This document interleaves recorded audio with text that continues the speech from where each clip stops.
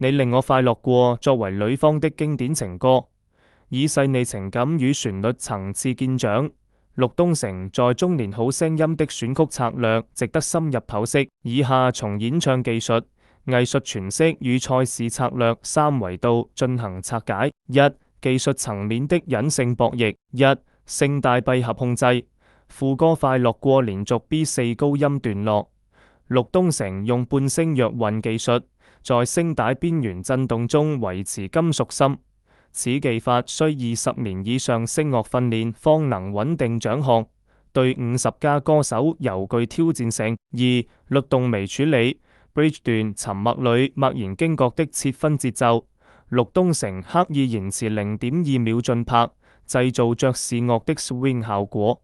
此舉既區鼻音為短板，又突顯樂力優勢。三、氣聲比例調控。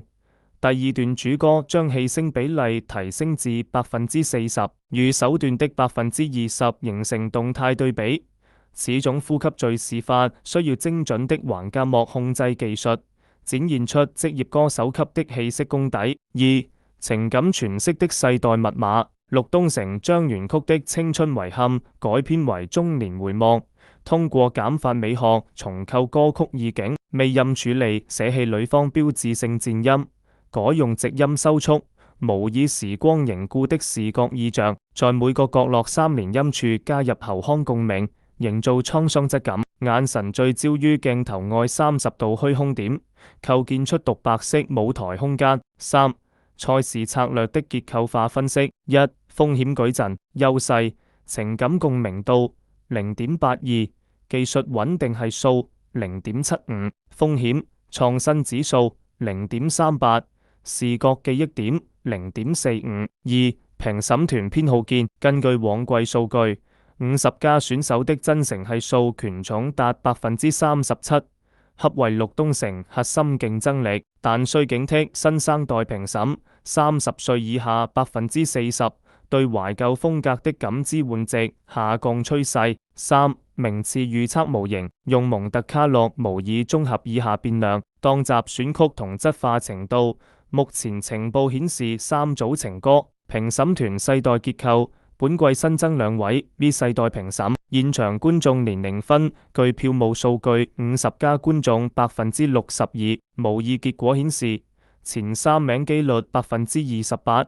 4到6名機率52%，爆冷淘汰機率20%。四、隱性賽制影響因子。一、後台敘事權重，製作單位對中年蛻變故事的推廣力度，將影響剪輯時的情感加成係數。二、跨媒介聯動效應，陸東城約在演唱後48小時內於抖音發練唱花絮，可提升網絡聲量15%到20%。五、風險預警，需警惕情感慣性陷阱。